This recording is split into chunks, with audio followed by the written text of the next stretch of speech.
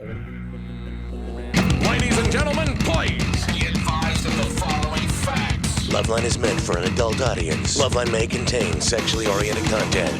On a good night, listener discretion is advised. What did that guy say? I don't know. That music was ripping, though. The phone number for LoveLine is 1-800-LOVE-191. That's 1-800-LOVE-191. And now, here's LoveLine with your hosts, Adam Carolla and Dr. Drew. Yeah? You're 17, you're on LoveLine. Yeah, hi. Hey. Actually, my question is that my girlfriend, she's kind of experienced, and every boyfriend she's had previously has had a large penis. I know from her stories. How did this come up in conversation? Before we kind of got together, just random, like, inexplicably, I guess the way, it goes, like, all the conversations of, like, involving sex, and it's just kind of the little sexual innuendos that lead to something, Yeah. And I guess... I miss those days. Remember when every road led to sex, every conversational road led to sex? It was like really happy when... Did you hear Sinatra died? Yeah. Well, I bet he got a lot of tail in his day. Oh, yeah. But that's when you're talking to your guy friends. Yeah, but when you were younger, it just went there immediately. You know what I'm saying? It's amazing those hormones affect the brain function. Yeah. Now they all lead to money. I see. See, when you get older, you go, I hear Sinatra died, yeah. Boy, I bet that guy was loaded. Yeah. See, I wonder if he left the money to Nancy or Frank Jr. I wonder how they're splitting that booty. You haven't gone to the next phase of life when it all goes to your kids, all the discussions. Oh, he's a horrible father. Hey, you hear that Sinatra died? Yeah. That Frank Jr. is going to need a lot of therapy. Yeah, it was a very distant father. Yeah, very negligent. Absolutely. All right, so Alex is still at the phase where every conversation leads to sex. Right. And he was foolish enough to get into penis size. Yeah, and just kind of insecure. Well, not so much insecure. I just kind of worried that when it gets to that point, which I'm sure it will, because she's just kind of a sexual animal. What's up with her? In what way? I don't know. It's kind of a weird thing to be talking about. How many guys? She's pretty open about things once in a while. I don't know. She tends to be able to talk about things that I wouldn't really expect her to talk about. What's her experience been? And by the way, I have no problem with women choosing to speak like that if they wish, but it just has a quality to it in the way she discusses it with you that concerns me. How many boyfriends has she had? That's the question. Well, I don't think she's ever been without a boyfriend since a long time, because she's never, she doesn't have a father, really. Why not? Well, her parents are divorced, and she's got a stepdad who she really has a bad relationship with. And what's he done to her? Pardon? Has he hit her or anything? Oh, no. He just, I don't know, he's very immature about their relationship, because, she's just a young girl, relatively young. How old is she? Well, she's 19 now, but still much younger than him, and so... I'm not very happy about it, but what can I do? I'm not her husband or anything. So, but I'm just, I know it's gonna lead to sex at some point, and I'm just kind of worried because I'm just average size, not anything spectacular, and I don't know. Alex, stop being concerned with that. If you concern yourself with the quality of the relationship, that will do much more than any anatomic configuration. And that if she is going about just looking for the perfect size as the solution to her emotional ills, she's going to be very unhappy. And if indeed she's unable to accept your genuine connection with her, then there's something wrong with emotionally. Yeah. And that's not going to be a good relationship no matter what. If indeed she is open to intimacy and you're able to give her that, the relationship will be fine. It will be. She is going to chew up young Alex like so much Red Man. I'm afraid so. You know what this story reminds me of is that photographer's assistant we were talking to on Friday. Yeah. Drew and I did a big, long, real, honest-to-goodness photo shoot on Friday. Yeah. One that was not as miserable as most. No, it was actually a good time. Yeah. Alex, no, but women don't care. What? Oh, women don't care about penis size. Some care, but they are much more concerned with the quality of the relationship. So, put it this way: it's not going to be a deal breaker. Right. Yeah, I've never met a woman who said this was a deal breaker. Unless they're acting something out. Unless they can't tolerate intimacy and they're going back and trying to solve some old stuff. Yeah, but, women like stuff that's smaller. They like rings. They like Miatas. They like medium to small-sized penises. It's the same theory, Drew. Yeah, well, you keep championing that cause. I think there's some secondary gain in it for you, I think. I'm going to start a nothing special support group.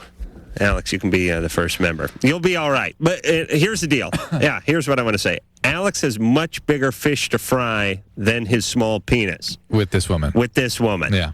Between the distant dad and the suspect relationship with the stepdad, the multi-boyfriends, just the fact that a 19-year-old's dating a 17-year-old, a little something suspect with her. So put a condom on, enjoy, and learn.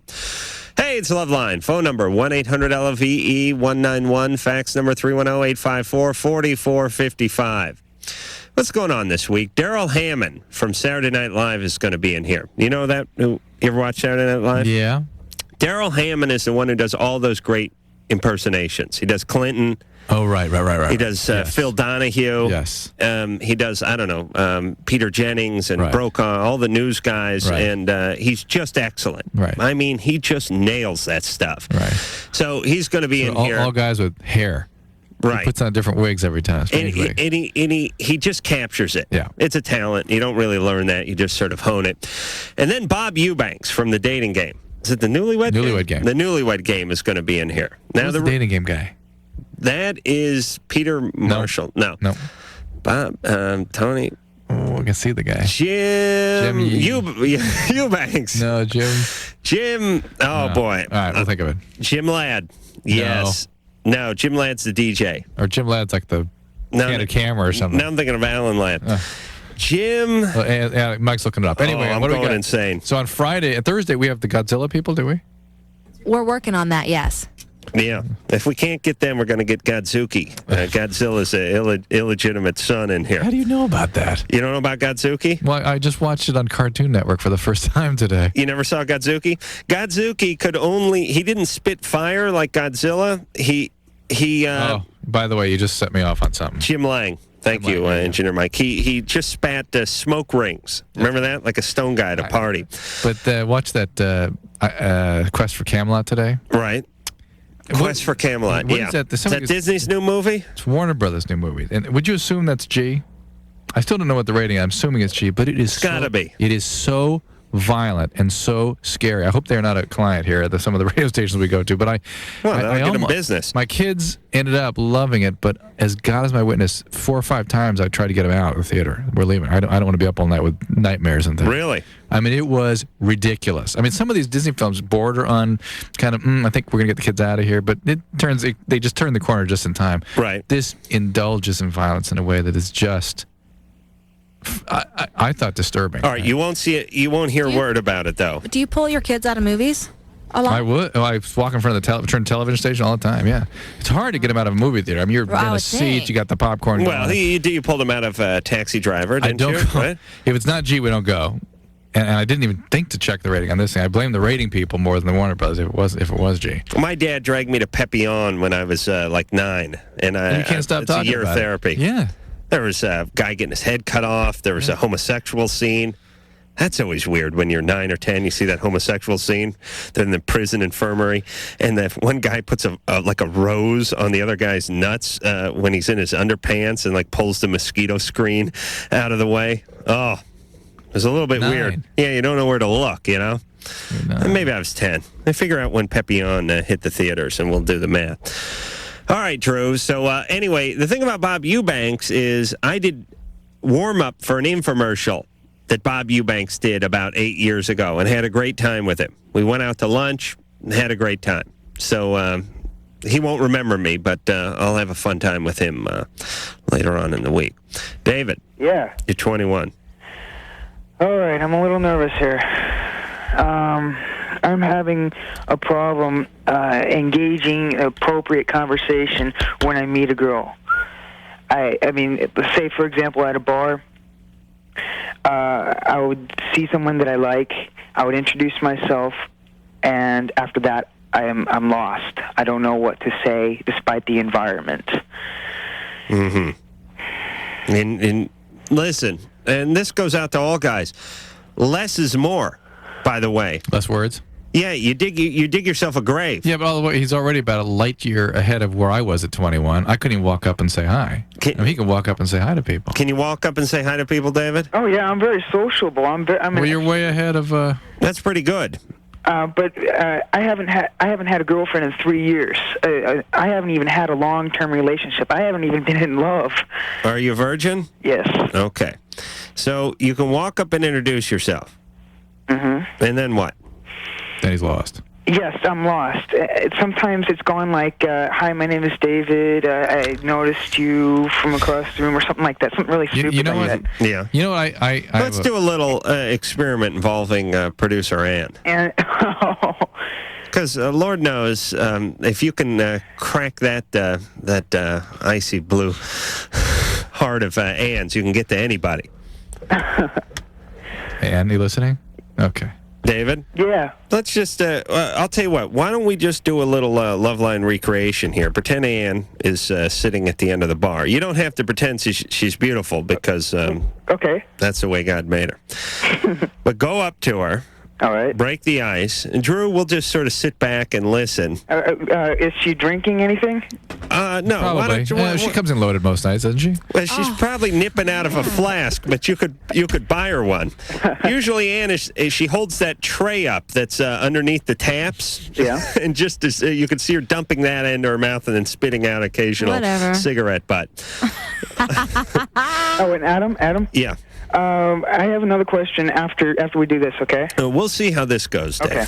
David? Okay. Yeah. First, how tall are you? I am 5'7". Perfect. All right. I am. All right, David, no more. Go up and introduce yourself. You ready? Ann is sitting at the end of the bar. You slide your bar stool out. You take that long walk, like the Baton Death March, and you get to Ann's stool. Go ahead. Hi, my name is David. How are you? I'm good, David. Nice to meet you. What is your name? Ann. See, that's where I'm lost. I don't know what to say. Oh, that was good. We're not here. We're not here. Keep going. What city are you from? Okay, that's a weird opening question. Yeah. You're thinking stalker That's at that just point. weird. I mean, that doesn't strike up any conversation. I could just say L.A. Hey, you know and what? I'm done. And the problem with You that gotta is engage me in conversation. But Ann, here's the thing that I've always felt about people in speaking anywhere, and I use this sort of in public speaking techniques. If you don't have something to say, don't start. In other words, if you don't have anything to tell her when you walk up, don't walk up. And if you do, walk up and say it. Just say what you have to say. But you see, that's and I think that's the problem. Well, Ann, what kind of things they don't approach you if you don't approach them? But approaching is to me that's the biggest barrier. But once you get there, if you have something to say, just say it. Mm-hmm. Yeah, so you got to load the gun before you commit the murder. It's weird because it's hard because it's got to seem natural in a way, even though it's not, and you both know it. I get approached a lot. I'm very attractive, and it's usually by younger girls because I'm 21 and I look 15 or 16. So, who approaches you a lot? I get approached by a lot of attractive young women. Like in front of the liquor store to buy beer? No. Like in the grocery store or at school. Really? Mm-hmm. But they're too young for you. Oh, yeah. My limit is 18. All right, look. What are we going to say here? Ann, any advice? Well, just like I said, have a conversation played out in your mind so you know where to go with each question. Something interesting. Somewhere where you can rapport and go back and forth. And it's really not the kind of thing we can answer over the radio. This just takes a little time, a little experience, and quite honestly, a couple of more beers. I know you don't like this and you look at it as negligent, but I think anyone who's out there in the real world knows that the poor guy's tongue-tied because he's so uptight.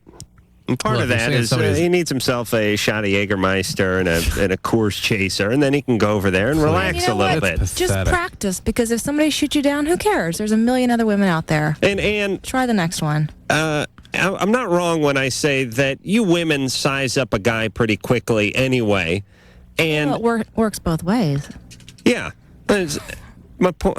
Settle down in there. My point is you're not going to send the guy packing if he's really cute if he asks you something like what city you live in. I mean, it's not going to be a deal breaker if you're really into him. Right. So it's a little bit moot in the sense that if she's into you, she'll let you stumble a couple of times anyway. God knows. But a lot of people that you're not attracted to right off the bat, once you have a conversation with them and learn their personality, they become cuter. Right. That happens with a lot of people. Yeah, I'm kind of the other way around. Hey, Steven? Yes. What's going on? Well, I just called. I've been listening to your show for a couple of years, and I just wanted to say that it's been a big help to me. And I just think you have a great show. Adam and Drew, both of you guys have been a big help to me. I've just been, April 25th. That was my first year being sober. Wow, congratulations. Thanks. You mean you made it a year? Yeah. Yes. Wow, that's great. From what drug? Alcohol only. Cool. But I guess I went into treatment in January '97 and sort of didn't get it right away. But from April, whatever, of '97 till April this year, and I've been listening to your show pretty much every night the whole time. And I just hope that a lot of people. I think you guys do a good job of sorting out denial in many forms. Well, thanks. And I just hope that it's a real presence, isn't it? Is it amazing? Yeah. Well, I think it seems like a real presence in many forms. I mean, from little silly things like the reenactments of your callers. You want to, sort of like, do you have a problem with your parents? My parents? Just... Hey, Steven, what do you do for a living? Well, I'm studying to be a teacher, but I work with little kids, and that's the other thing that has benefited for me is that I've just seen... It's helped me to be alert to a lot of the things that go on in the dynamic of families nowadays. Oh, yeah. Oh, so we're out there making a difference in the community. I think so. I think so. I think so. You do? I wouldn't really do this if I didn't think so. Oh, really? I guess that's what I'm saying is that I really hope so. And I some of my friends are sort of getting tired of me going, well, because now I'm like, you got to listen to this show. And they're like, I don't want to listen, but I'm like, no, they're like, and I don't know. Force people to listen, Adam. Yeah. Hey, screw those guys. You listen. You be the genius of the block. And what happened the next day? So. All right, Steven. What? Thank you very much. Thank you. Appreciate it. Good luck. Good luck with the sobriety. Keep working with your sponsor. Keep going back. I'll give him another week. No, he's fine. Okay. No. Yeah, he made it a year. The first year is crucial for addicts. The biology settles down rather remarkably after that. And so getting to, particularly for heroin addicts, that first year is the critical thing. No, but he's into booze. I understand that. And it's a little easier to make it a year for an alcoholic, but still, the first year is the most important. Yeah. People that make it a year are likely to go on. I think I'm drinking more than ever myself. Well, the other day will come. Oh, will? Oh, yeah. What day is that? We'll see. No, police. Chris. All right. You're 28. What's going on? Yeah. I had 4 mild strokes, and you're 28. Why have you had strokes? What happened? Back in '83, I had a blood clot in my left. Yeah. Your leg? Left sphere. So in your left hemisphere? No, left side of the brain. A blood clot. Yeah. How did that form? It was a birth defect. Oh boy. And can you sue your parents? How does it sound? Does the name arterial venous malformation or AVM sound familiar? Yeah, the malformation does. Okay, because that's the kind of thing that causes that. Yeah, okay. and I had several tumors. And did you have to have brain surgery? Yeah, 4. Oh. And I also have a plastic tube. It runs from... Right. That's pretty much... Where's the tube run from, It runs Drew? from the ventricle in his brain down the side of his neck and into his abdomen. Yeah. Really? Yeah. It dumps into my intestines. He has hydrocephalus, and his brain will swell otherwise? Well, the fluid clogs up and starts puts pressure on the brain, so this just drains it down into the abdomen. Jesus. Thank God you're alive in this day and age, Chris. Yeah. You'd be chum a few years ago, right? His head would just explode, right, Drew? Well, it would crush the brain. And I was just wondering, I was watching this program. It was a news magazine on the TV, and it said that that you can have a reverse. How do you call it? Reverse. So you won't be paralyzed no more. It's funny. This is it's like me talking to my friends, and they haven't had strokes. I was just thinking about that. This is like my friends on the weekend. It depends on what you're talking about. Paralysis in the lower extremities, or or quadriplegia, that sort of thing. No, there's no way to reverse that yet. Well, what are you people working on that? Are you in a wheelchair, Chris? No, I'm walking, but I walk with a limp. Cane? No, yeah, no. A limp cane? Yeah. He's half the body doesn't work right. Those oh, dear Lord. Are you able to work? Yeah, volunteer. I volunteer for this prenatal clinic. Great. Really? And that's good. You got a girlfriend? Not at the moment. Yeah. You got to get a girlfriend. Are you able to have sex? Yeah. Oh, you are? Yep. Probably got a bigger penis than us. Does it work okay? Yeah. Great. All right. Well, that's it. That's really Chris, the main issue. There are no surgical solutions to the problems you have right now. There isn't. No. But now, what about? Okay, Drew. I know you don't want to screw with the lad, but what about certain things that people have? I mean, look how far medicine's come in 20 years, right? We've really come. I mean, every 25 years in medicine, it's quite astounding, and it's moving even faster now with the advent of computers and things like that. I mean, doesn't it move faster now? You know what I'm saying? Like between the years of 1925 and 1950. Well, between 1500 and 1900, things moved slowly by comparison to 1900 to now. Drew, you going to let me finish my effing example?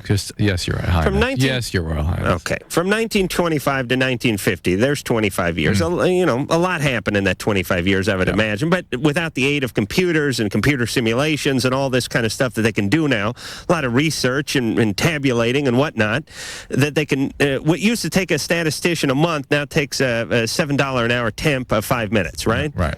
Okay, so wouldn't it be safe to say that things in the 25 years from now to the year 2023 or whatever are going to happen even that much faster? No? Oh, come on. Why not? A lot of information's out there, but the big breakthroughs have slowed down a little bit. Really? Yeah. Because you've been spending all your time with the triplets? What is that? Could you get on that? Please, here's my thing. I'm leading a sort of, devil may care sort of life in the hopes or with the expectations that things like, cancer and whatnot will all be sorted out by the time I really get into the sweet zone of those diseases. Say 30, 35 years from now. Then there'll be something else. Oh, there will be? Of course. Yeah, but I won't be screwing around or having any weird sex. I'll be fine with those things. All right, just work on that stuff. Oh, but in terms of the brain. And thank God dentists aren't in charge. Believe me. If you took dentists and put them where doctors are today, here's what it'd be. We're going to have to cut the leg off. We don't have any anesthetic. And to stop the bleeding, we'll dip it in tar. When it comes to the brain, though, I think we are hundreds of years off from structurally altering it, let alone understanding it. I really believe that. All right, but 30 years ago with a brain tumor, anything you could do, really? No, it's a lot more can be done now. Okay. That's all I want to know. I mean, he listen, with Chris, our caller just had, they can use a gamma knife now. The gamma knife? Yeah, they could have used... Is that the one that Aquaman uses? Sort of. What do you do with the gamma knife, real fast? Take the AVMs, get rid of the AVMs. Arterial venous malformations, and it's a ray knife. Oh, like a laser gun? Right. Okay. LoveLine's phone number is 1-800-LOVE-191. LoveLine with Adam Carolla and Dr. Drew. We'll be right back. WEBN.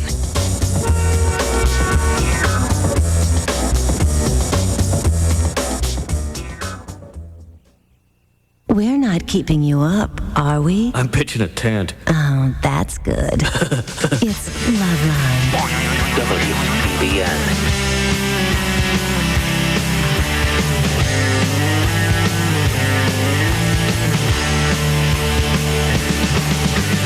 Hey, sports fans, it's the LoveLine. I'm Ace Rock. This is my good partner, Dr. Drew. Dr. Drew, board-certified physician, Dixon medicine specialist. Phone number, 1-800-LOVE-191. Hey, Drew, saw you on Politically Correct on Friday night. Incorrect. Yeah. I always call politically correct, don't I? Yes. I don't know what's up with that. How'd it seem? Oh, you were great. I really thought so. I expect that kind of thing from you. Thank you. Drew was on there with Todd McCormick, the pot farmer, who's a very articulate guy. Nice guy, too. Isn't he? And a very nice guy, and a very sweet guy, and a very genuine guy. And, by the way, a guy who has had horrible disease that we'll just call cancer because I'm not a doctor. It's not cancer. That's my point with him. He's had horrible pain from the treatments for the disease. Either way. So they never should have given him in the first place. All bets are off. Right. And do what you want with yourself, for Christ's sake, especially when your body's riddled with whatever it's riddled with. That was Bill Maher's point, and I how can I disagree with that? I mean, no, you can't. He opened with that stuff, and I was like, okay, well, I'll go home now. Right. I had trouble stirring trouble up otherwise. So anyway, Drew was on there with Woody Hayes. Woody Harrelson. Woody Harrelson. And he didn't coach for the Buckeyes in the 70s? No. Okay. But he punched a photographer once. Okay. And some chick from some band who I didn't know of. Yeah. Not the person you want watching your back, by the way. Yeah, she was my wingman. Yeah, not the person you want watching your wing. Very nice. Very nice. Had an opinion, but just didn't articulate it the way Drew articulated his. That's all. But Drew, you came off smelling like a rose. Oh, thank you. You really did. Thank you. I swear to God, no one does that better than you do. Oh, thank I really you. don't. Wow. It's all those years of clean living. I figured it out. I know I've said this before, but I think that... Just keep your brain cleansed? Well, normal people's brains, by the time they're, get into their mid-30s, especially like you into their late 30s, have suffered a certain amount of trauma. Like, if you looked at my brain... you'd probably see like dark patches on it. Sure. Now, that would be a combination of football. Yes. A lot of head-on collisions. Nothing but head-on collisions for, 10 years. Yeah. And then boxing. That was a decent amount of head-on collisions. Yeah.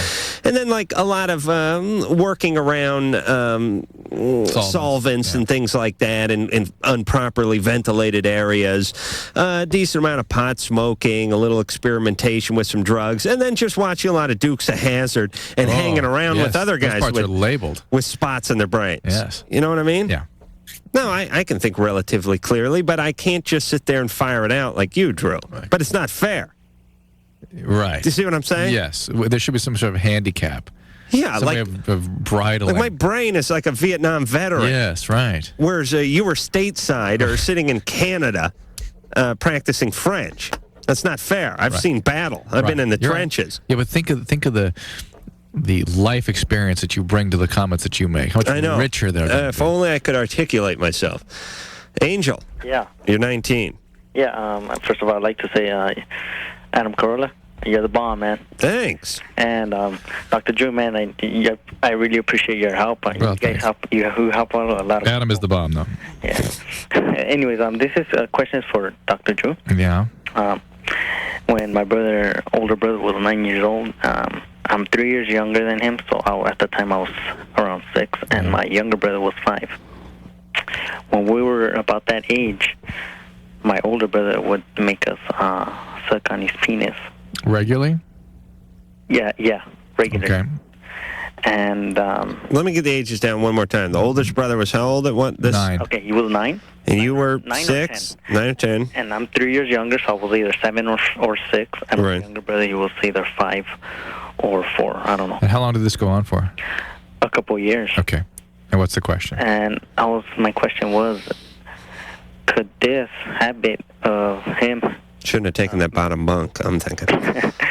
could this habit of his cause us to have any emotional problems? Oh, sure, of course. Or because we just did it because he was our older brother, and we just did whatever he. But it's a pretty heavy hit to be involved in that way at that age. It can be rather traumatizing. He did it for a few years. I would predict that your brother had been sexually abused by an adult, with all probability. Actually, our family hasn't been that kind of family that abuses of us. Maybe it may not have been a family member. It may have been a neighbor, camp counselor, God knows what. Probably something like that. But the 9-year-old doesn't think about that kind of thing unless someone who is no. He thinks about it. He does. Anyways, but doesn't act on it. Yeah, and especially not the 2-year thing. Right. The 2-year plan. Right. My question was, could that have been the cause for, I guess, my younger brother to get into drugs and yes. And yes. It can create some very heavy feelings that people have difficulty managing. Yeah, I guess that explains why he has problems with girls. And I guess I'm the only one who came out, I guess, quote unquote normal. Yeah, you don't. It doesn't have to damage you, but it can affect you. There's no doubt about it. And my older brother, he turned out to be a gangster, and now he turned out to be a loser in life, and he had no other option but to go to the army because no one else would give him a job. I told you. That's what the Army's comprised of. Well, but something Gangster happened to pedophiles. him before he started doing that to you guys. Yeah. I promise. But at least he went into the Army. Yeah, that's right. Or did they haul his ass into the it's an service? interesting. I have wondered. Do they do that anymore? Well, I have wondered if that kind of. Why don't they do that? Well, I don't know that would work, but I've wondered if it would work. If that sort of structure would help somebody like Angel's brother. Listen, anybody putzing around, they just haul their ass right into the service. I'm all right with that. Ulysses S. Grant was a case in point of that. It was? The guy was a 10-time loser, found his way into the Army, found a life, found a meaning and a structure, and, Well, listen, some people need structure. Yeah. And they certainly can't create that for themselves. Mm-hmm. When I'm in charge, here's what I'm going to do. I'm going to have once a year, I'm going to have a big event. Pro wrestling, a cockfighting, and Nintendo tournament, all in one place. Admission free to 18 and 19-year-olds. Then, when they show up, it's a big sting operation. We call it Treasure Island. Treasure Island. I round them all up and haul their ass right into the service. And they all turn into donkeys. Oh, shut up. No. You know I'm right about this. Unless they can produce a pay stub or a peachy folder, which would indicate they were in college. And junior college is not an excuse for further education. I will haul their ass right into the service and put them to work.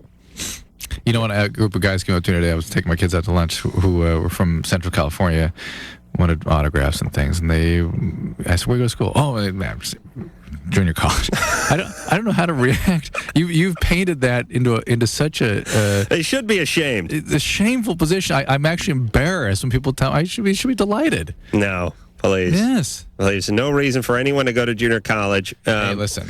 Let's see. I'm going to make a couple of excuses for junior college. If you're got furloughed from prison and you're there to learn a specific trait like auto body you can't work, afford university. That's yet. one thing. The other something happened. No. The other thing is maybe if you're from another country and you don't have a firm grasp on the language, something like that. Basic English sick speaking. When you're in high school, couldn't get caught up. No, all kinds of reasons. You know I'm right, Drew. David, you're 27. Hey, how you guys doing? Good. Dr. Drew, I want to say that you are the bomb too. Well, thank you, David. Okay, my problem is, it's not, it's sort of a problem, I guess.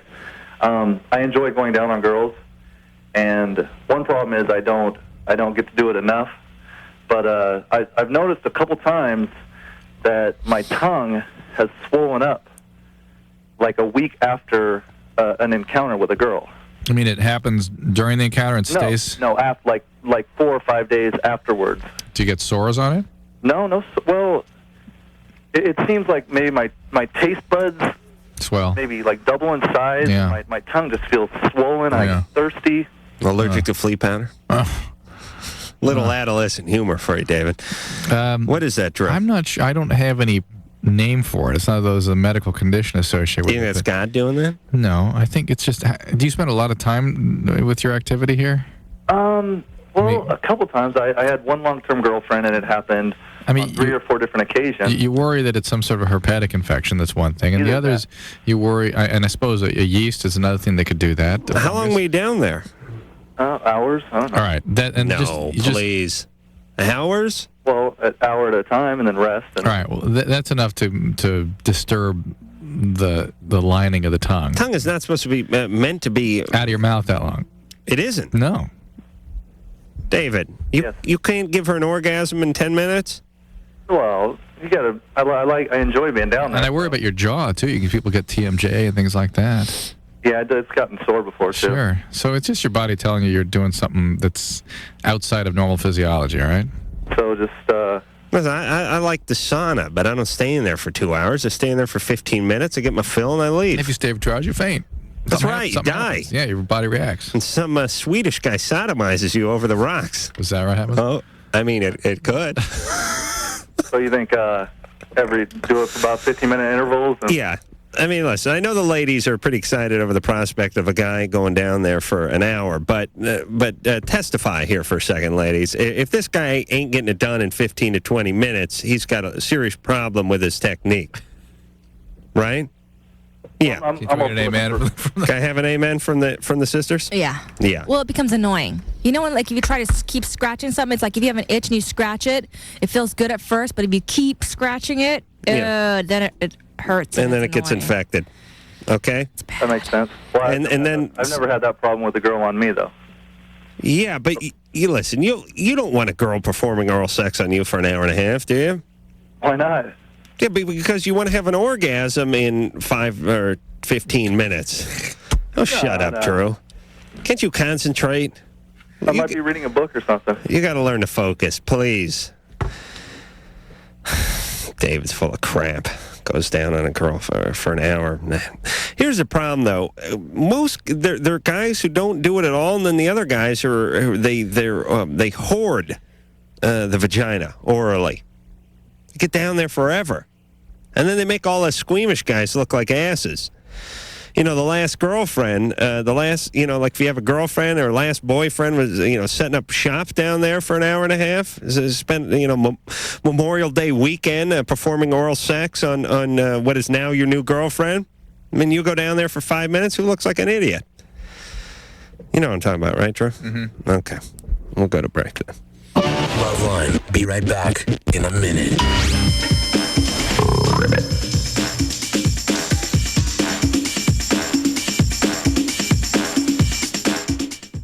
LoveLine. All of my most sensitive areas were inflamed. Oh, yeah, it's a good one. WEBN. That's right. Where's the rest come from? Ridiculous. All right. Hey, it's LoveLine. Just yelling at Drew about the cost of first-class air travel these days. Cannot figure out where all that money comes from. Or where it goes. Or why they do it. I mean, first class from here to New York, one way is like $400, and for coach class, sorry, and for first class it's $4,000. And I was saying to Drew, I know instead of like 3 seats across, they have 2 seats, so you got to make up that money. And then instead of getting a crappy meal, you get a slightly less crappy meal, but we're still talking about $12, maybe. Right. You could certainly go down to the Kookaroo and do better for $8, and then you get a few glasses of cheap Chardonnay and a movie. And when I tally that whole thing up, I come up with like $322 difference, maybe. So that in my world, coach should be $400 one way to New York, and first class could be $750. Or a wild stretch, $1,000. Yeah, $1,000. Yeah, but $4,000, it's like they don't want you to fly it. Right? Do they not want you to do it, or do they have you by the nuts, or what is it? I don't know. You know what I think? It's almost like full-service gas, which is, regular gas like $1.15 a gallon, and full service like $1.85 a gallon. Right. And even Donald Trump hauls his ass out of the limo and pumps because it's way too much. Right, it's ridiculous. So it's that kind of don't bother us money. We don't feel like pumping it, so we'll make it real high. Like if they did it like 25 cents a gallon more, I'd get them to do it. Yeah. But I'm not going to do it for 75 cents a gallon. What the economists call that marginal utility. Yeah. What the hell's going on with this country? A lot of companies pay, though, for people who sit in first class. Yeah. Yeah, but So, I mean, like those companies make millions anyway. So. They must. Here's what the airlines must know. They must know that if some TV network or something is going to send me or Drew or whoever else somewhere, that they're going to fly as first class, that they have to fly as first class, therefore they can charge whatever the F they want for the first class because we have to go first class. We probably weren't the greatest examples, but somebody's a semi-celebrity at least. But and they must know they have them over the barrel. We've ever had have been those sort of upgrade first class. Remember our little airline incident? Right, the ones where you say you're pregnant? No, I take my sweater and stuff it under your shirt. Where you said you're going home. Oh, yeah. You're not flying unless I got a first class. Hey, that's good. I recommend this to everybody. Show up at the airline when they say you're flying coach. Make sure you got to take some sleeping pills and a Bloody Mary, and then have a small fit in the airport that you don't remember, and claim you're going home unless you're going first class. And then they scramble and put you into first class. They don't even know why they're doing it. True, you flew coach that flight, though, and I flew first class, right? Yes, that's right. Oh, that was awesome. Oh, I am so mean on 3 hours sleep. You guys think I'm mean when I come in here at night. You should see how mean I am at about 5:30 in the morning. He was mean and insane. Like a madman, irrational. This guy is an asshole. Well, he's always that. Because the stupid Jenny Jones said they're flying us first class for 2 months, and then we get there and it's coach. Screw her. I'm going home. Brian, you're 30. Yeah, how you doing, guys? Hey. Good. Hey, first, just a comment, Adam. I went to several junior colleges, actually, and I'm now working on my graduate degree, and I'm 1 year from it. So, Brian, junior college does not necessarily mean you're a loser. And I have noticed, Brian, that people that go on and on and on in higher education are often people that started in places like junior college. I mean, they value what they've got so much, and they don't get burned out at the beginning side of the educational cycle. Please stop backpedaling. No, it's true, though. I've seen that. It's also very expensive to go to a university for 4 years, and if you're footing the bill like I did, junior and college. Adam, that's the big reason right there. Hold on. Let me talk. Drew, speak very slowly in front of Brian. He went to 3 or 4 junior colleges. He's probably not going to be able to stay up with you. Brian? Yeah. How many junior colleges did you go to? I went to 3 of them. Oh, 3-time loser. Well, that's it. Third strike, you're out. And by the way, on the East Coast, junior college is not what it is, sort of west of the Mississippi at all. All right, I'll send my people down there to survey those right, East Brian, Coast junior colleges. Okay, actually, to get to the meat of the matter, this is a follow-up call. I had spoken to you probably around 7 or 8 months ago. I was the unfortunate individual that was having his penis skewered with needles and having genital warts cauterized off of it. Ouch. And remember, you had told me about an alpha interferon cream that you could use to sort of prevent this from happening. Now, no, it's not interferon cream. Okay. I don't think. I guess that's where the confusion came from, because I talked I said that some people use interferon. I believe it's injection only, but there was a new cream that had just come out. Okay. Let me try to remember what the hell was in that cream. Now, you have genital warts, and they keep coming back, and when they come back, you have to have them frozen or cauterized or something? Well, the frozen thing doesn't work, to be honest with you. I see a specialist who specializes in STDs, and what he does is he has to give you a local anesthetic, and then you get it cauterized off, and it has a lower chance of recurrence that way, but you still sometimes get them, and it's no fun, let me tell you. Let me explain local anesthetic. Local, normally good. Normally, that's a good thing, right, Drew? Except if the locale happens to be Penisville. Yeah. Yeah, I've done that to people, and you've injected guys in the penis. Oh yeah, I've done the electric cautery and stuff. And I prescribed the damn cream too, and I can't think of what the name of it is right offhand. But did you talk to your guy about the cream? What I did, I asked him about that, and he said exactly what you did as far as the alpha interferon was only available in injection. So maybe he didn't understand that there was an actual cream that just come out. It's only been out like about probably 4 to 6 months now. Okay, because you had mentioned it, but I must have got confused about exactly what was in it, because I had mentioned alpha interferon. No, and he it's not interferon. No, it's not interferon cream. Yeah, I would love to know what it is to try to do some sort of preventive maintenance. What do they use? Is it look like a soldering iron? Little tiny one. Small, little tiny size. The guy ever put his initials in your penis, Brad? No, not as. But the whole plume of smoke comes up wherever you apply that thing. Yeah. Oh, that's pleasant. Burning flesh, the whole thing. Oh, it stinks. Yeah. Yeah. So it's barbaric. All right, but let me ask a couple of quick questions here. Sure. He cauterizes them to stop their proliferation, right? Correct. And why does a guy like Brian break out more than John Q. Public with genital warts? There are different strains of the virus, and there's different immunologic reactions in given individuals in terms of one's capacity to contain the virus. What is clear, though, is that if you have them treated, they're less likely to proliferate. And there's new evidence that suggests warts are sort of self-limited. That means they eventually sort of die off on their own. They go away over a few years. Drew, be honest, could this have been prevented if he went to a 4-year university? Are you sure? Because there's some pretty skanky women. There are some pretty skanky women roaming around those junior colleges. I think that's it. If you'd went to Brown or Yale, you'd gotten yourself some nice, clean Asian woman. It's driving me crazy. I can't remember the name. All right, Drew's going insane. He can't think of it. But he will, and then he'll shout it out on the air, right, Drew? Yes. Okay, that would be much appreciated, guys. All right, good luck to you. Oh, no, I'm going to sit here and go crazy. Or we'll make a note for yourself, Drew, and then loosen your brain up a little. And I was trying to think of something else this evening, too, and I just couldn't. My brain's on a lock tonight. James. Yep. You're 24. That I am. What's going on? Well, I can't stay erect when I use rubbers. No matter how beautiful I think the women are, or I just can't. and it's become kind of a problem. Women aren't too happy with you when that happens. Did they give you your money back? Usually, but no. And by the way, genital warts. The health center at my college treats 4 to 8 cases a day. Listen, I go to Chico State. So. Well, look, basically half the people at your college have it. Yeah. That's just the way it is. That's reassuring. But that's what's out there. That's just the way it is right now. People treat warts as though it's some sort of exotic, bizarre, horrific condition, but most people you come in contact with every day have it. That's got to be rough, though, volunteering at that student health. You're sitting in there for a cold. You're wondering how many people are actually in there for a cold, Yeah. Well, listen, this is what college-age people do. They get the warts. God, I didn't go to that college. But anyways, I have no problem being erect when it comes to oral sex and foreplay and everything. I'm ready to go. And as soon as that rubber goes on, it's like going south. I don't know if I assume it's probably a psychological thing to do with, the lack there of feeling and stuff. But, well, it is. I've tried to control it mentally. It's not uncommon, James. Not uncommon. No, but and now you have your penis trained like a Pavlovian dog to equate the condom with flaccidity, right, Drew? Yeah. So what you need to do, I've said this many a time, people laugh at my harebrained schemes, but I don't think there's so much hair in these brains, Drew.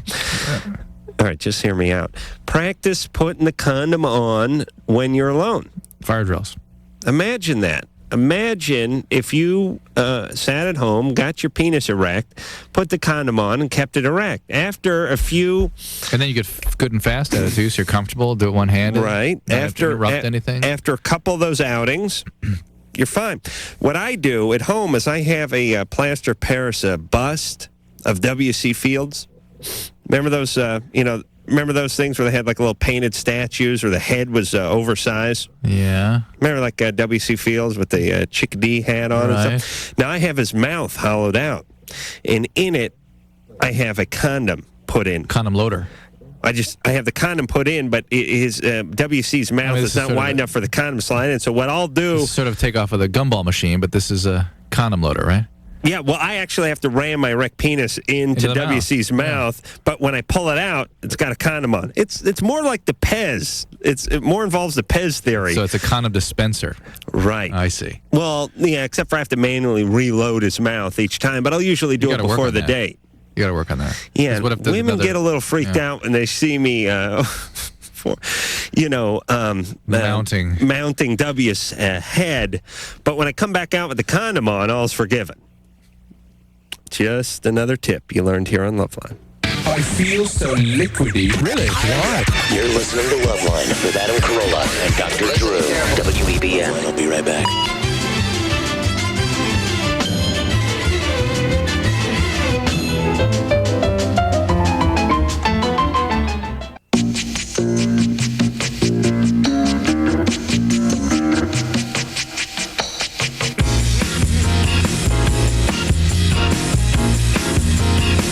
Right, Drew? Yep.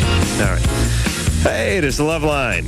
Adam Carolla and Dr. Drew over there, and we will be back in a scant 10 seconds. This is LoveLine on radio station. We're the G spot on your radio dial. Oh, yeah, right there. LoveLine on 102.7. Oh. WEBN, Cincinnati. My name in front of the goddamn place. Phone number for LoveLine, 1-800-LOVE.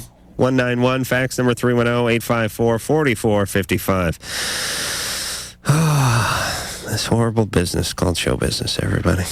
What a bunch of jack-offs. Jesus Christ. I'm going to kill myself after the show, Drew. All right, where are we? Did you find out the name of that wart cream? No. But you do have the wart cream reminder there. Yes. Okay, let's just keep moving on here. Lenora. Tomorrow night.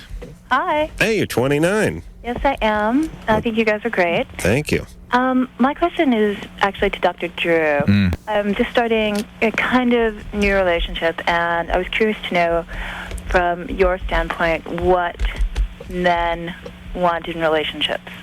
I know from experience what I think they want, but I want to know from you what you know from your experience men want. How many guys you been with? Intimately, about 4. Oh, really? Mm-hmm. Jeez. Longer-term relationship. It's a low mileage. Yeah. What's the circumstance here? Is the circumstance with my current relationship? Yeah. It's a guy who I met at a bar. We really click. I could see us maybe potentially being soulmates. We're very open with each other. How long you known him? Just like 3 weeks. Mm-hmm. What? It's a problem, Drew. Bar. Oh, so what? And by the way, adults meet adults at bars. It doesn't make them evil. All right. No. Drew, and Well, by the way, what? Because I know how people think everyone at a bar is like loaded and chain smoking, and they got one false eyelash is hanging down, and the guy's wearing like a hockey jersey with the sleeves cut off. There's nice bars, and adults go there to meet and mingle. Married couple or long-term relationships have you known for people who originally met in the bar? Well, that's a very unfair question. I don't even know anyone who's married unless he's the only guy. You or producer Ann met your husband or wives in bars. No. He's the only guy I've met, where I've... What does he do for a living? You're just, to say what do men want from a relationship, it's too broad. We have to figure out what this guy wants, right? Oh, okay, yeah. I mean, he's very fun-loving. He's very... What's he do for a living? He's a CPA. How old is he? 28. And he's used to, though, going out with older women, like women 20 years older than him. That's a little wacky. Probably dating his clients. Trying to get written in the will or something. What's his past relationship been like? Well, he was with that one woman who was like 20 years older than him for 5 years. And he, before that, was dating another older woman for like maybe a year and a half or so. You've had long-term relationships yourself? Yeah, for 1 4-year period. Does he drink a lot? When he is not working, he does. Yeah. Drinks a lot. Yeah, he likes going to bars. Right, so he likes drinking a lot, and he likes the older dames. See, I'm picking up mom an alcoholic. I don't know why. Is your mom an alcoholic? No, his mom. His mom? Yeah. Not that I know, because I actually... Is your mother-in-law an alcoholic? Yeah. You asked him? I asked him if he was an alcoholic, because he just had this past week off, and like he spent a lot of time at happy hours. And the question is not is he an alcoholic, but is your mom or dad an alcoholic? Because he'll be in denial about it. His mom or dad. Because he'll be in denial about it, about his own issues. Does he use anything besides alcohol? No. A little bit of crack. No. That's only happy hour. Well, you're going to have to ask him what he wants. I mean, we can't... I mean, there's that book, What Men Want, that book that we had the guys up here from. Right. That was actually a fairly truthful rendition of how men are able to behave in our culture and in this day and age. Yeah. And if you want to help reading the signs, I thought that was pretty accurate. Yeah. And one of the, it sounds like he may be an alcoholic, and so there's going to be a lot of stuff going on here. I mean, he's acting something out, and whether he's gotten through that or not, who knows? You're into potentially troubled territory. Yeah. And one of the things I can tell you is ask him what he wants and what he intends in this relationship. Yeah. And whatever he tells you, believe him. Don't assume you're going to change him. What a guy tells you is what he means. Right. And he probably won't tell you the full intent. Do you think a guy will divulge everything right up front? I don't know. I was just thinking about getting an earful from my girlfriend today about what men want. Oh, from that book? No. Just Did she read the book? No, she didn't read the book. She was talking to me about she wants to go to Disneyland. And my problem is I don't want to go anywhere. Right. Unless they have a park. Is there a park in Disneyland called Napland? Masturbate and complain about your parents at Napland. That I'd be in for. But she was pissed at me because she was saying, you don't want to do anything. She said, you don't like going to my mom's house, do you? And I said, no. But, to be fair, I don't like going to my mom's house either. Right. I don't like going anywhere. Right. I really don't. I like sitting at home. Women think you should like it if they're there. That's what women do. You know what I mean? Yeah. It's like, hey, we're going somewhere you really don't want to go, that's really far away and it's hot and you got to buy a bottle of wine, but I'm going to be there. When my argument is, yeah, but you're at my house right now. You could just stay here. We wouldn't have to go over there. There's the whole sharing an intimate experience. Those are not. Yeah, having her at your house is sort of keeping her. It's like. Yeah, here's what I told. It's like you might as well put her in your bunker. I told my girlfriend. Here's what I get excited about. Do you see what I'm saying, though? Yeah, I get excited about fixing stuff up on my house, buying tools, and softball. These are the things I really get excited about. Everything else I don't want to do. I don't want to do. You know, when we have to go do the LoveLine TV show, I don't want to go. I know. I don't want to leave the house. I know. When I did this ABC pilot, I didn't want to go. I don't want to do anything. You need more therapy. Really? Yeah. Just because I don't want to go places? Yeah. Just because I like it at home, I want to work on my house? Yeah. But I go. Yeah. So that's good. Yeah. I should get. You know what? See, here's the problem with women. I should get bonus points for going because I don't want to go. I should be praised for going. You realize what a sacrifice this is, Drew? Mike, you're like me, right? Engineer Mike. Yeah, you ladies don't realize that there's nothing that sounds worse than we're going over to my folks' house this Saturday night for dinner. And not even because it's your folks. That's just that's time you're supposed to serve. That's different. Yeah, you're that's service. Yeah, that's service. Hey, there should be a clock that you punch in on, and then you punch out when you're watching Monday Night Football, and then you punch in again when you're heading over to the folks' house. But going to Disneyland and doing stuff together, that's part of sharing experience. And I agree that guys don't really tune into what that is or how important that is. We are clueless about that. We really are. I mean, relationships need that. I know. She wants to go to Disneyland, and all it sounds to me is like trouble. But relationships need stuff like that. They really do. They need nurturing. I know. And women are smarter anyway, because then you go to Disneyland, you end up, looking at the Pirates of the Caribbean, you have a good time, you go home, and you're happy you did it. Yeah. It's like they force you to live. They force you to be connected, intimacy. I really believe that. Left to ourselves, you're right, man, would sit at home and use tools. I'd grow my fingernails out, and I'd wear Kleenex boxes on my feet. And I'd putz around in a bathrobe with an erection. And I could grow like a big long beard. I'd look like Hughes. Be like Howard Hughes. Be more grotesque. And I'd yell at teenagers. What are you fresh punk kids want? Stay away from those trash cans! Oh, I think I'd rack the trash men, what you do for them, to them. Eva, I just have a shotgun filled with rock salt by the front door. Eva, you're 14. Hi. What's going on? The last time I threw up, it was kind of reddish, and I just want to know what's going on. Do you have? Are you ill right now in your vomiting, or are you bulimic and making yourself vomit? I make myself. Okay, this is how one of the ways people die from bulimia. Why? Okay, well, they tear their esophagus and they can bleed really quite briskly. They tear their esophagus because of the strain that they put on it? Yes, and then they can also get bleeding from the lining of the stomach as well. I suggest you go to the hospital right now. I mean, people have a 1 out of 5 chance of dying from bulimia. That's why it's such a horrible thing to initiate. This is one of many, many different problems that people can get into from doing this. Okay? How long have you been doing this, Eva? 2 years or a year and a half. 2 years? Yeah. I mean, what's the problem? What's going on at home? I don't want to get into that. Oh, all right. You can go get yourself How much do you weigh? I don't know. Go ahead and get yourself some Pepsid or Zantac or Axid, one of those Tagamet over-the-counter medicines, and take a double dose of that every day. And that will help you, but I think it's important that you get some medical attention right away. It would be irresponsible of me to tell you anything else. Okay? Yeah? Okay. Right now, okay? Okay. All right, Eva. Take care of yourself. Okay, thank you. Is there some sort of hotline she could call, Drew? Yeah, let me give you... it's on the side of the computer, Drew. Has to swing it around. Here's 1-800-522-8336. You got that? No. I don't have any power in my house right now, so... No power in your house? No.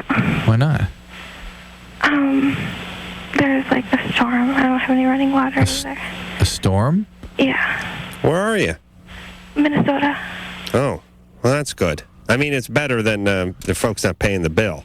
Well, my parents aren't home right now, so... You're home with no power? Yeah. By yourself? Yeah. What time is it in Minnesota? Is it 3 hours? 2 hours. 2 hours? Yeah. Jesus Christ, I'm 34. You figured out... When am I going to figure that crap out? Hey, look, you can't identify the states yet. I don't expect you to identify the time zones. All right, see, I went to junior college. That's right. I was a genius before I went to that junior college. All right, so... Hey, but you have somebody... the phone's working. Yeah, but that's it. you have somebody you can call or somebody you can get to be with you? Not really. Well, where are your folks at 1:15 in the morning? Sunday night. My mom, I don't know where she is, and my dad is, I think he went out of town. Okay. Your parents, these in your system, Adam, when you're in power, I'm assuming you'd get these parents. Tied to the whipping post. Yeah. And flogged. Yeah.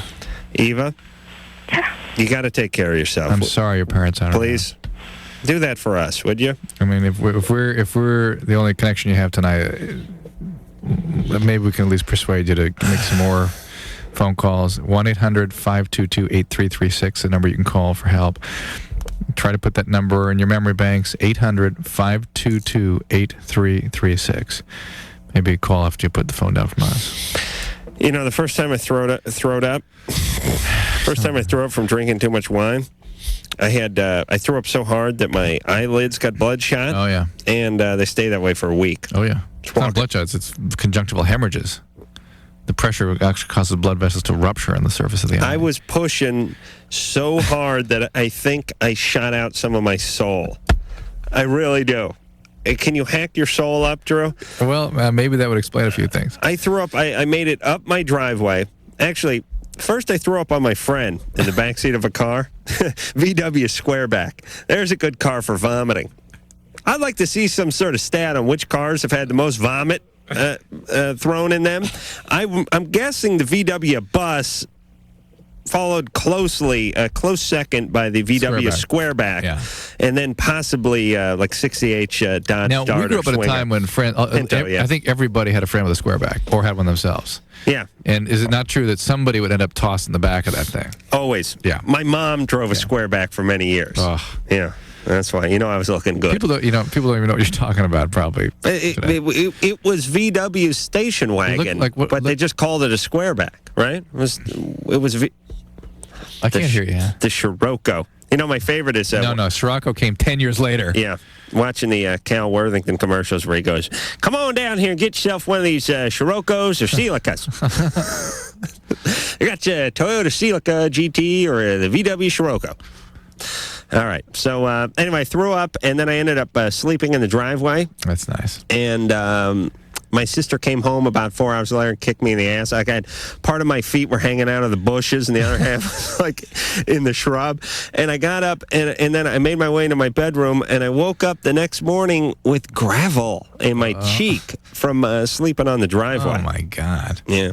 But that's back in a day and age when a guy could sleep in his driveway and not worry about prowlers or some guy coming up and rolling you. I don't think kids can sleep in their driveways anymore.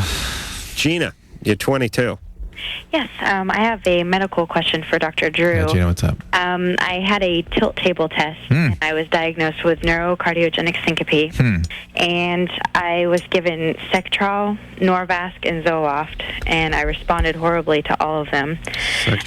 These are all very different kinds of medicines. Hold on. What's the tilt table test? Is that where they have that maze with that marble in it, and there's a hole on one end? Well, it looks kind of like that, but they put you on a table and tilt you and monitor your cardiac response, your blood pressure, and things. They tilt you with your feet up higher? Directions, yeah. What do they try to figure out? To figure out if you're having a neurologic cause of your low blood pressure. She's fainting. Syncope is fainting, basically. I see. And whether or not it's something wrong with her cardiovascular system or whether it's nothing at all. I mean, they sort of put her on everything. So let me talk to her some more. What the hell line was she on? 7. All right. All right. About 2 minutes, actually. What's that? I was out after 2 minutes. 2 minutes of tilting. Right.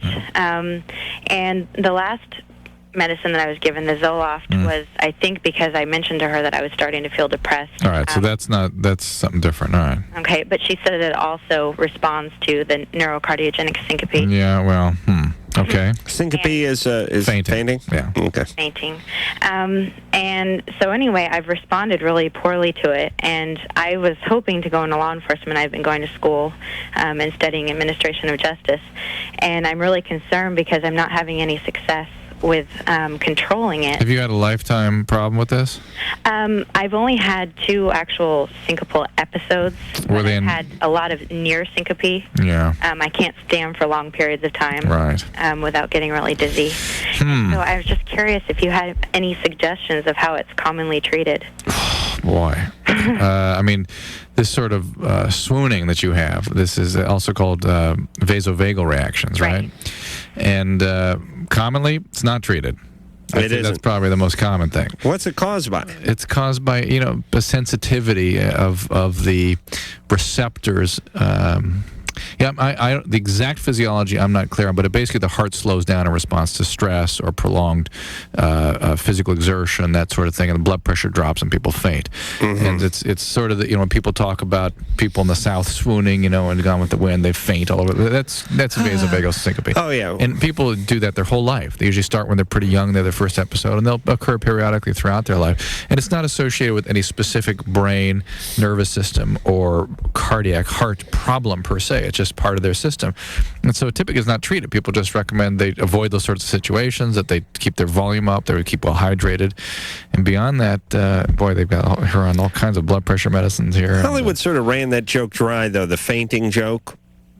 Yeah. You know what I mean? Because it's not that common. It's very uncommon. It was right up there with the other joke they ran dry, which was when, My Favorite Martian would land in some alley of a metropolis, and there'd be the wino out there, and he'd look at My Favorite Martian, and then he'd look at his bottle of booze, and then he'd dump it out. Right. And shake his head. Right. They don't do that one anymore either. Right. I'm going to get that one back. That and the fainting one. All right, so there's nothing she can do. Well, not beyond what she's doing. I mean, she's seeing people that are experts in this field. I mean, people that do the tilt tables tests are experts. And, I would not choose things like Sectrol and Norvasc for this sort of thing particularly. I mean, to me, I'm no expert in that area. Hey, Drew. Yeah. Once the subject passes out on the tilt table, have you ever heard of any instances when one of the technicians put a large marble or ball bearing on the bare belly of the patient and then tilted it in such a way as to get it to get lodged in their belly button? Oh, I'm sure it's happened. You know what I mean? No. You just set it right around the ribs I there. know what you mean. Okay. Right. Think that'd be kind of fun? No. No, Ann doesn't either. All right, Drew, let's sell this call. All right. Don? Yes. You're 27. Yes. What's going on? My boyfriend and I had sex the other night, and the condom broke. Mm-hmm. And afterwards, I used spermicide jelly. Mm-hmm. And I was wondering what my risks were. All right. Just gotten over my period. I had it. Okay. That's The good. last day was Thursday. Okay. Hang on, Don. We're going to go to break. Yeah, because we have to straighten Don out here. That spermicide doesn't do anything. Huh? Right. And why wasn't the morning after pill sitting at her bedside? Uh-oh. Drew's pissed. All right. I feel a rant coming on. All right. We'll talk to Don and you and Drew after this. LoveLine with Adam Carolla and Dr. Drew. Phone number's 1-800-LOVE-191. We'll be right back.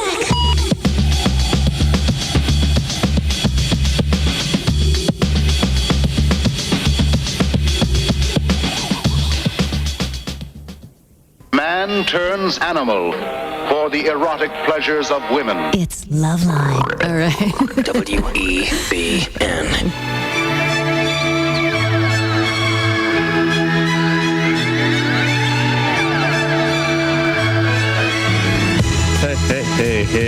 Is LoveLine. Phone number for LoveLine, 1-800-LOVE-191. Fax number. Oh, screw that fax number. Look at this fax here, Drew. Adam, please stop bad-mouthing junior college. Spell college with 3 L's. COLAGE. My success story. High school, Ray had a 2.3 GPA. Junior college, he had a 2.75. He got his AA degree there. University, he got a bachelor's degree with a 3.03. Do you even... wait a minute. What's the 03? Listen, that's a 3.0. Yeah, where that 03, how would that factor in? You break it down into hundreds? I don't even know what the fraction is at that point. Anyway. 3.30 maybe. Ray's 33, probably Maybe just graduated with a 4-year degree. Look at that guy. 3.3. 3.03. Well, I guess you get 03 when you have, if you have 20 classes and one of them had a B+. All right, wouldn't it be safe to say we could just round up or round down to the nearest 10th? Yeah. That doesn't make you any smarter. Yeah. All right. You ready to roll here, Drew? Let's go. Don? Yeah. Don's 27. Don's boyfriend's condom broke how long ago? This was last night. Last night. And you used a lot of, what'd you say was hollandaise sauce? Oh, spermicide after the condom broke? Like one of those spermicide foggers that you just let off in the room? Yes. No, you just shot a lot of that in you? Yes. Oh, that conjures up quite a visual. Don, do you know about something called emergency contraceptive? No, or morning after pill? I've heard of it. Or postcoital contraception? Yeah. That's what you need, right? That's the way to prevent pregnancy. All right, so... Right? You need to go to a doctor or an emergency room or a clinic or Planned Parenthood, and you need to describe your situation, and they will give you the birth control pill. Depending on what pill they give you, you'll take 2 or 4 for a few days, and that'll be that. And it has about a 70 or 80% chance of preventing pregnancy that way. I mean, in all likelihood, you will not get pregnant if you take advantage of something that's readily available. It should be waiting on everybody's nightstand. There's controversy about this because people used to believe it caused sort of an abortion. It was sort of worked like an IUD, and that it wouldn't allow a conceived fetus to implant, or an embryo to implant in the uterus, which is not how it works. Turns out all the postcoital or emergency contraceptive does is block ovulation, so there's no egg release, so there can be no potential for pregnancy, and everything's fine. Okay. Why don't people know about this? What the F is up with this government? And by the way, in Radio Land, there's things called PSAs. These are public service announcements. These are what radio shows are forced by the... who do we work for? FAA? FCC. Called the FUU. They're forced to do X amount of this programming each week. Otherwise, you can't get a license from them. But the radio guys are smart, and they do it at 4 in the morning. But they have stuff. Let me tell you. Tune into radio about 4 in the morning. You'll hear, "Hello, this is Edward James Olmos talking about water skiing safety." They do one of these goddamn things for everything, but they will not alert the public to this. Think how many unwanted pregnancies we could do away with without the actual abortion. Yep. And, there's so much political crap in this country. Like this RU 486 is now they've figured out that it's safe. The FDA. Right. These where the French have been using this crap since World War II. We just figured out it was safe. Yeah. Meanwhile, what the hell's that Pepe medicine, the new Viagra? Yeah. How long did that take to make it through? Few months. Few months. How long's this RU 486 been floating around? Many years. About 10 years? Yeah. Please. And did we not know it was safe 10 years ago? Well, I just think the FDA got their hands on it to do the proper testing just recently. Before it was off limits. Right, because all these religious wackos. Listen, you religious nut jobs. I don't like abortion any more than you do. But here's the reality of it. That kid that should have been aborted is going to put a shiv in your kid's ribs in about 15 years. You understand that concept? You understand that? You are going to get a stray bullet in the back of your head from one of these kids that should have been aborted 20 years ago who's doing a drive-by in front of your house.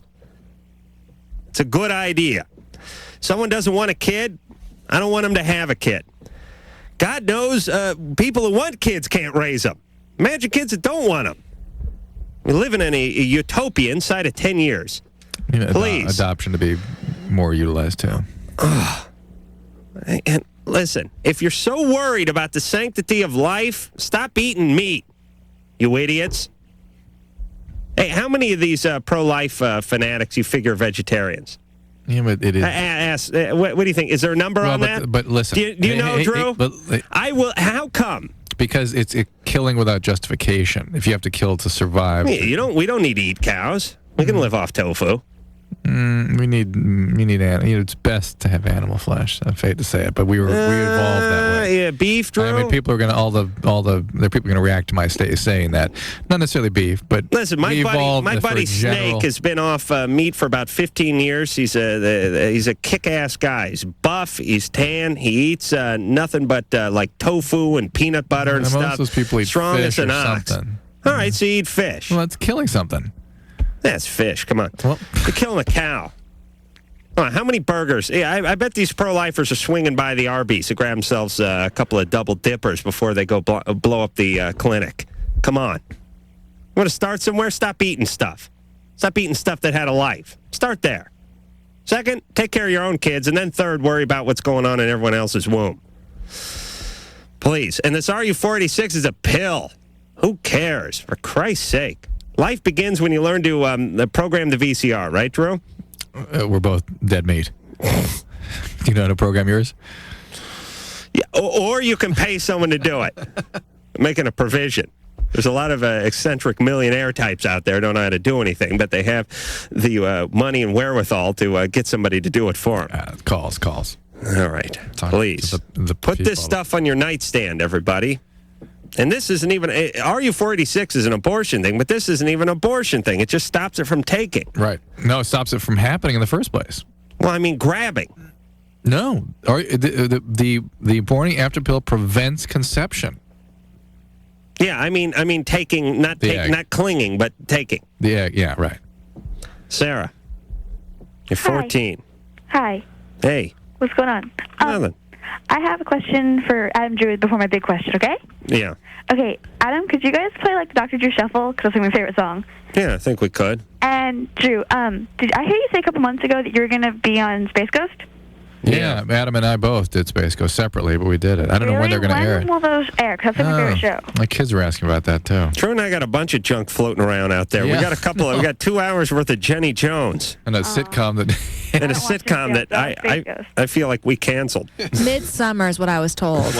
What, for Space Ghost? Ghost, yeah, for you. We're going to have him... He will be on this show around the time that those air, okay? Okay. But so they you'll gotta hear do Space. The cartoon. They got to do so much. Yeah, you'll hear to prepare Space for a Ghost. show. We think here on this show before that happens. Okay. Yeah, they don't crank those episodes out. They got to fly to Thailand and start cracking the whip because they have a bunch of like teenagers working the sweatshops where they do the animation, or maybe it's the Philippines somewhere. I don't know. Sarah. Yeah. So see, it takes a while. Yeah. Now my big question was, I was just wondering about like statutory rape and stuff. How far do you have to go, and what kind of punishment is there? Drew, if I had a nickel for every Space Ghost statutory rape question, combo question we've got on this show, I'd be a rich man, wouldn't you, Drew? Just all the time. Yeah, Space Ghost, statutory rape, all the time. Sometimes statutory rape, Space Ghost. Yeah. In California. Wait a minute, Drew. Get you know, when you weren't here. And I was on with Dub C. Yeah, get that thing from behind there. I was looking at this thing. I was looking for materials. It turned out me and Dub C turned out to be such a dynamic duo. It was great. Oh, my grandmother didn't care for it much. In this state, it's called, in California, it's called unlawful sexual intercourse. Mm-hmm. And I think there is a separate provision for other than sexual intercourse, which is basically sort of contributing to delinquency or some Here's sort of the age of consent in the United States, state by state. What state are you I in? won't do every state. What state are you in? California? Yeah, and here it's 18 unless you're within 2 years of the, it's a very strange provision now in this state, unless he's within 2 years of your age, and right? Right. Yeah. Well, actually, no, it just says 18. Really? I think, though, if you're 16 and he's 18, it's quasi-okay. Well, there's two footnotes here. One is age 16 if the man is 21 or older, which is next to Kentucky, which is 14. So meaning when you're in Kentucky, the age of consent is 14. Unless the guy's over 21. But if the guy's 21, 22, or above, it's 16. Then you got to be 16. It depends on the state, and it depends on the state what the punishments are. And we are not attorneys, so we cannot tell you exactly what goes on. This is another good one here, Drew. What? The other footnote is... They can be quite severe, though, Sarah, and they usually are things that are brought up by the parents, frankly. If the female is over 12, the statute applies only to virgins. Oh, jeez. These are the most ridiculous things. It's great. It's real archaic stuff. That's in Mississippi. But the lowest one is Delaware. Now, why is that? I don't know. Probably some horny senator or something. That's 12. Whoa. Delaware's 12. Hey, listen. If I'm living in Delaware, my kid's 11th birthday, I start looking around. You know what I mean? Looking for other communities. Iowa's 14. That's pretty low. Georgia's 14. Trying to just pick out a couple of low ones over here. Maine is 14. Maine and Delaware. Utah's 14. And how's it 14? Wisconsin's 27. My goodness. How'd they do that? Sounds better. Okay. There's a lot of stoners that believe me about now. All right, you ready to roll here, Drew? Nah. Yeah. Tony. Hey. Hey, what's happening? You're 15.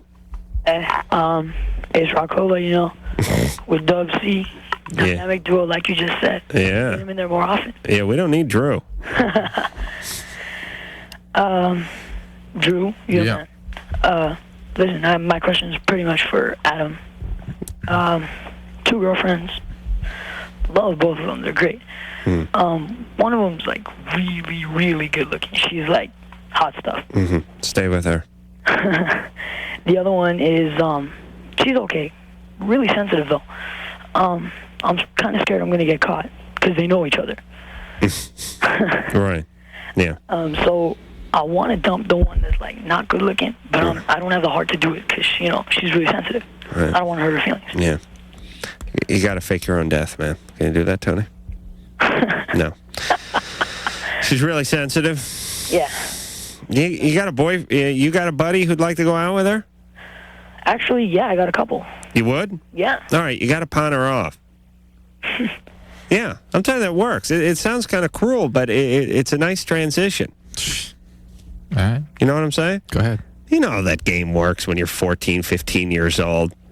You don't even know. I mean, I had a girlfriend when I was, I don't know, 13 or 14, whatever you are in the 7th grade. Now we broke up over the phone, and I didn't even know it or care. Or, you know what I mean? Yeah. Just wasn't anything. Yeah, he's got to pawn her off to one of his buddies. Start that. Hopefully, she'll cheat with him. Then he'll have an excuse to dump her because he can act like he's pissed off that they cheated. Right. That's good. Okay. That's genius. Oh, yeah.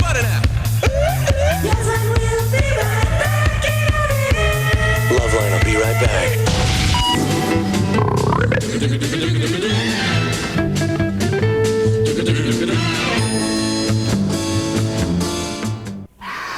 Oh, yeah, right there. It's LoveLine on WEBN.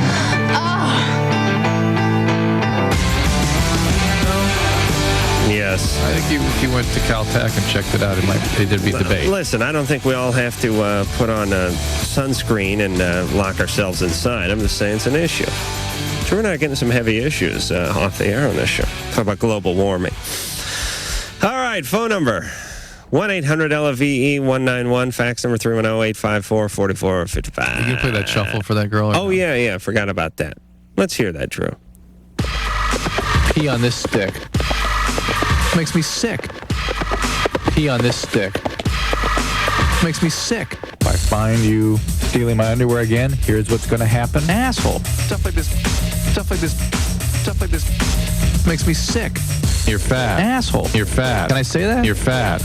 You're overweight. I want to be dominated. You're gay. I want to be dominated. You're gay. When I was 19, I ate about 4 boiled peyote buttons and stayed up all night but felt no effect. It's called intimacy. Can I say that? This is not acceptable. Can I say that? You're fat. Not acceptable. Pee on this stick. Not acceptable. Boiled peyote buttons. Not acceptable. You're overweight. Not acceptable. Can I say that? Say that? Hey, hey, that was good. Drew and I were talking about something else. All right. We should play that every once in a while. And Drew's working on a edit of the Dr. Drew Boogie. Mike is working on that. Who'd I say? Drew. Oh, boy. I'm losing it. You are. You realize I have a tough job here, though, Drew. Mike, right? I mean, Drew. Yeah. Donna? Yes. You're 40. I'm 48, actually. Oh, really? Oh, yeah. Been on hold for 8 years. I know. Old lady. What's going on? My question's for Dr. Drew. Yeah. I was in the breast cancer tamoxifen study. I don't know if you've heard about that. Oh, yeah. Are you at high risk? You have family history? My sister died from breast cancer. Okay. Are you still on it? No. I quit taking it after 3.5 years because I got very, very ill. You got all the anti-estrogen effects? No, I actually got upper respiratory disease. I had pneumonia 3 times. I had a lot of bronchitis. You think that was from the tamoxifen? Oh, yeah. Yeah, I wound up having really bad bleeding and a hysterectomy from it. Well, that is the more common problem, is uterine problems. But, I've got dozens and dozens of people on tamoxifen who had breast cancer, and although they have these sort of anti-estrogen types of side effects, it doesn't affect immune function in my experience. The doctors decided that's what it was. I'm not taking issue that it was for you, but I'm saying that's a very unusual deal. Yeah. Well, what's this tamoxifen do?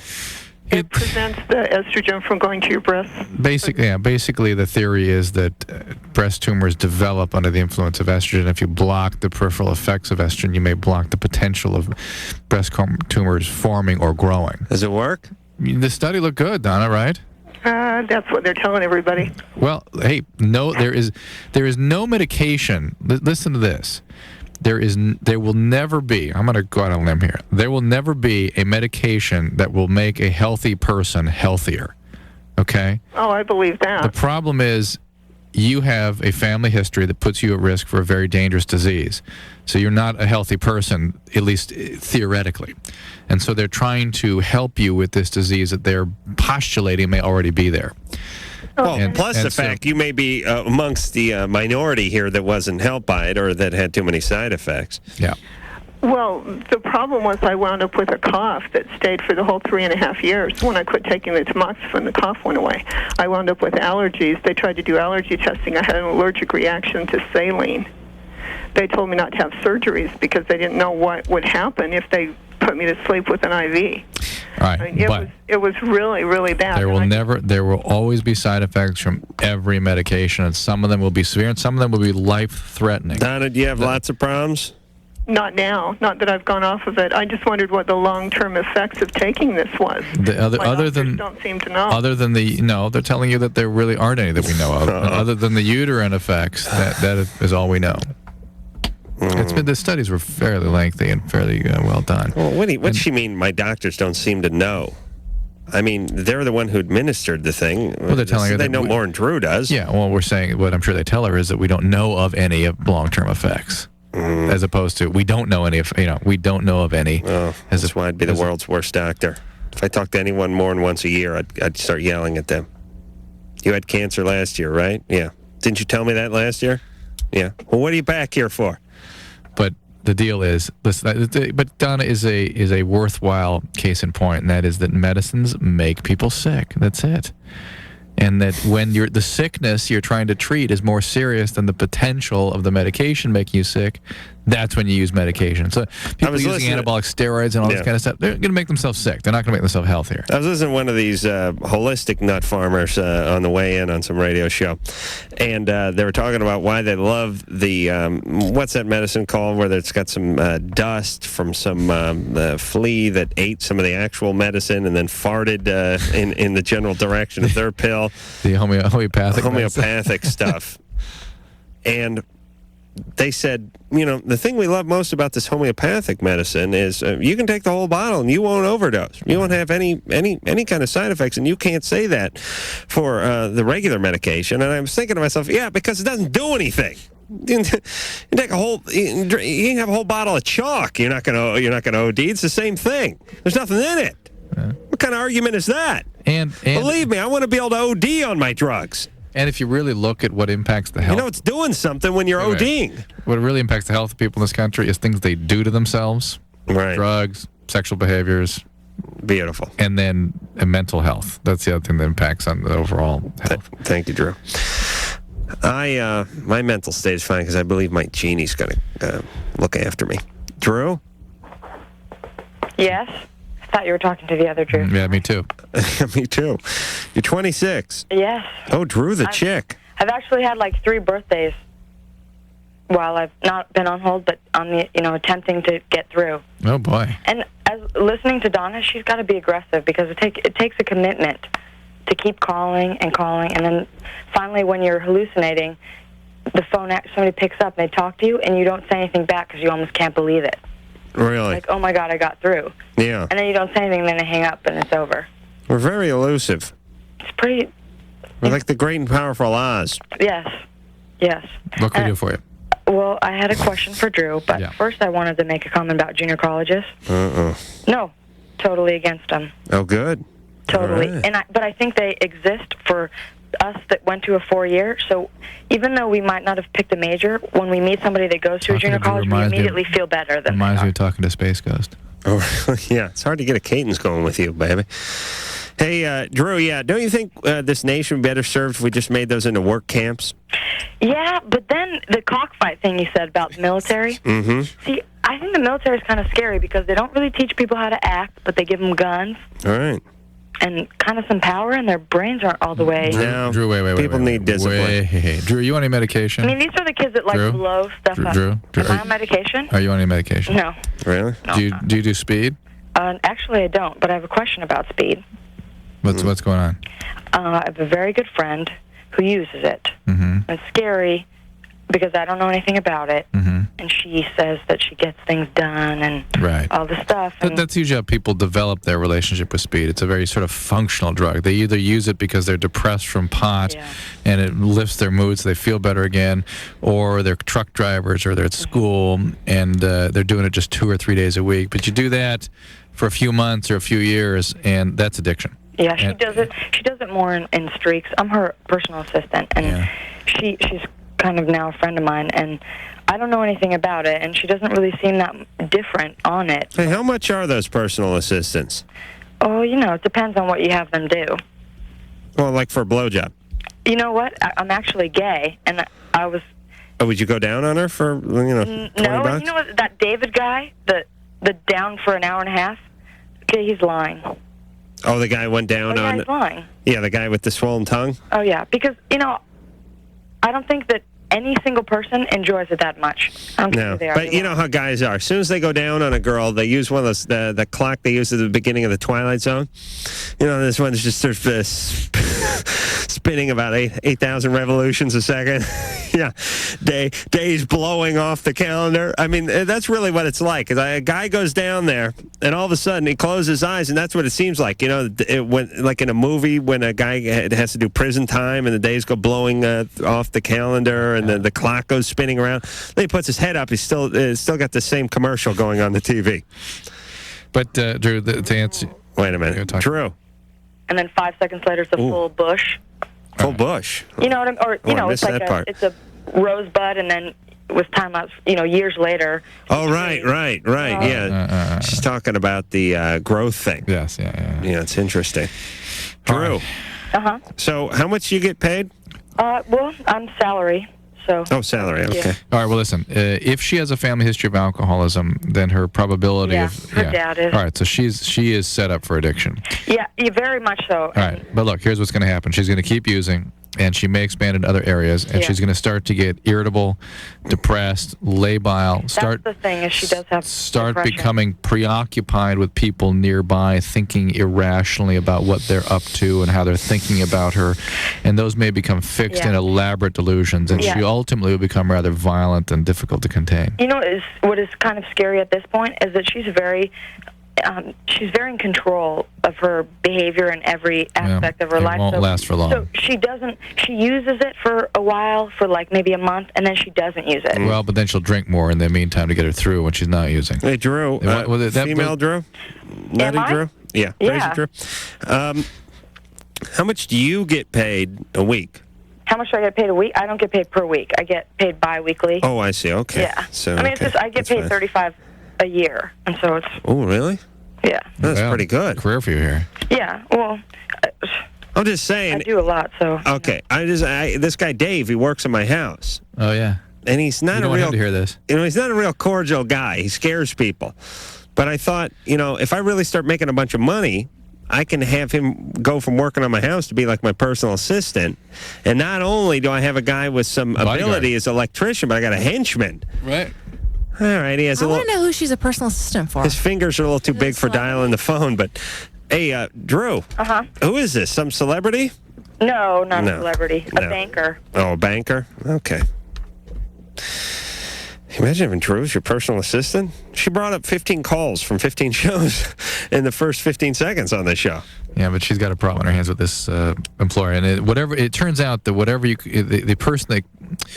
All right. The most likely person to bring something to bear on somebody with this kind of addiction is the employer themselves. So if there are people around her that know that she's in trouble, gather them together and try to apply some pressure to get her to take care of this. This will not stop on its own. It will get worse with time. You're going to have a big mess in your hands within a year or so. Rebecca's 22, wants boyfriend to move in, but mom lost her place. How not to hurt mom? Yeah, she wants to move in. Your mom wants to move in? Yeah. Oh, okay. You mean you want the boyfriend to move in instead of your mom? Yeah. Yeah. Well, you let your mom move in. You tell her it's a temporary, on temporary basis. You do that, and then you move the boyfriend in. You guys probably broken up. It's your house. It's her house. Anyway. It's Rebecca's house. Well, one argument is if she moves mom in, she's going to resent mom for living there instead of the boyfriend. But my argument is both. If mom has been good to you, move mom in. Let her know it's a temporary basis, and make notes because you got a nice sitcom brewing. We got to go. Shush. Michael, 17, best friend stole his love before he kicks his teeth in. Wants your advice. Don't do it. The best revenge is turning gay. As my grandfather used to say. Being happy. Oh, yeah, and being happy. Turning gay. Well, that's what he meant because he's an old timer. Back then, gay meant happy. Okay, and we'll be back. The phone number for LoveLine is 1-800-LOVE-191. LoveLine will be right back. WEBN.